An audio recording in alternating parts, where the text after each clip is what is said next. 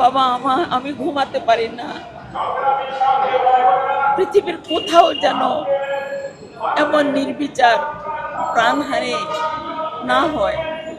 কেন এরকম হলো? আমরা তো কল্পনাও করিনি। বাচ্চারা নিরস্ত্র শান্তিপূর্ণ আন্দোলন চালিয়েছে। 1 জুলাই ওরা শুরু করেছে। এতগুলো দিন চলে গেল, ওদের সাথে বসে গঠনমূলক আলোচনার মধ্য দিয়ে এর কি মীমাংসা করা যেত না? অবশ্যই যেত, তা করা হয়নি। শেষে কোথায় গিয়ে দাঁড়ালো? 2 শতাধিক মানুষ, শুধু কি শিক্ষার্থী, বাবার কোলে শিশু পর্যন্ত নিক্ষিপ্ত গুলিতে প্রাণ হারিয়েছে। এ কেমন গুলি নিক্ষেপ? আমার কেবল মনে হয় যারা গুলি নিক্ষেপ করেছে পুলিশ, ওরা তো মায়েরই সন্তান, ওরা তো সন্তানের বাবাও বটে। ওরা কি তখন মানুষ ছিল না? মানুষের পক্ষে কি এই নিষ্ঠুরতা সম্ভব? এর অবসান দরকার বাবা। সাংবাদিকও তো প্রাণ হারিয়েছে।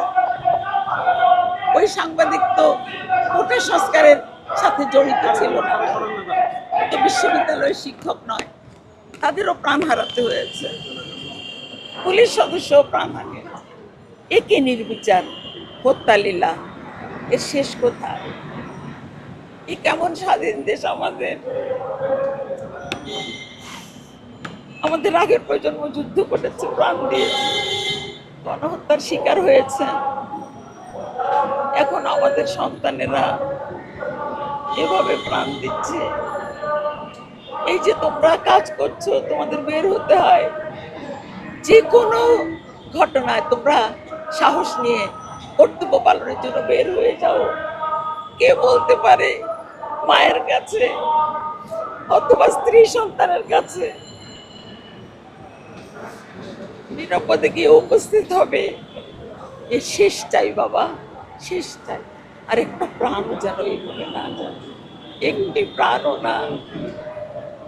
দিনমজুর, মুদি দোকানি হোসেন মিয়ার মতো পরিবারের উপার্জনকারী বাচ্চা ছেলেটা কত বলবো।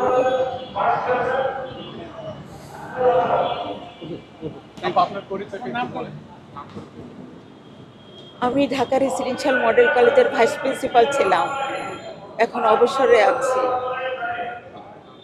ফেরদৌস আরা বেগম। তোমরা প্রচার করো না আমাকে, ঠিক আছে।